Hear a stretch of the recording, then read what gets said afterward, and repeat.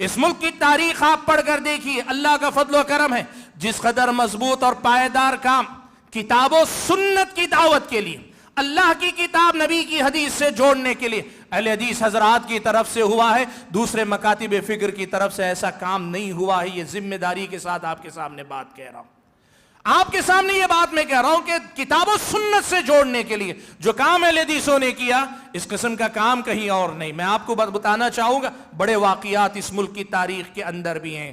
خود اس ملک کے اندر میں آپ کو بتاؤں، مہاراشٹر کا ایک واقعہ بڑا مشہور، بڑا اہم واقعہ ہے، بہت کم مشہور واقعہ ہے۔ وہ کیا تھا؟ اہل حدیثوں نے کتنی قربانی دی آپ کو معلوم ہے؟ اہل حدیثوں کے علماء قریے جاتے تھے، قریہ جاتے تھے، وہاں کے جو ذمہ دار ہوتے ہیں ان کو حدیث سنانے کی کوشش کرتے ہیں۔ میں بتا رہا ہوں آپ کو مہاراشٹر کے ایک علاقے کا واقعہ۔ گئے ایک اہل حدیث عالم دین، پوچھا اس بستی کا سرپنچ کون ہے؟ کہا فلاں ہے۔ کہاں ہیں؟ کہا کھیت میں ہیں۔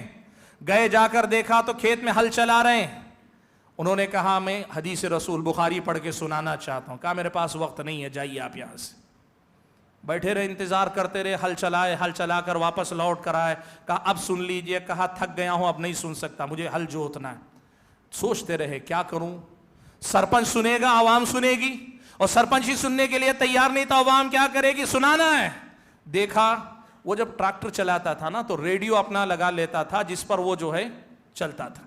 کہا اچھا ایک کام ایسا ہو سکتا ہے کہ آپ جب تک ہل چلاتے رہیں، مجھے صرف اس کی اجازت دیجئے کہ ریڈیو کے بجائے میں آپ کو جو ہے کچھ باتیں سناتا ہوں۔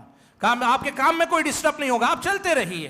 کہا ٹھیک ہے۔ انہوں نے کیا کیا، وہ آدمی ہل چلا رہا ہے، اپنے بیل لے کر وہ ہل چلا رہا ہے پیچھے سے، یہ صاحب جو ہے بخاری لے کر اس کے پیچھے چل رہے ہیں، اور پڑھ کر اس کو، وہ زمین کو جوت رہا ہے یا اس کے دل کو جوت رہے ہیں، وہ زمین کی کھیتی کر رہا ہے یا اس کے دل پہ دین و ایمان کی کھیتی کر رہے ہیں۔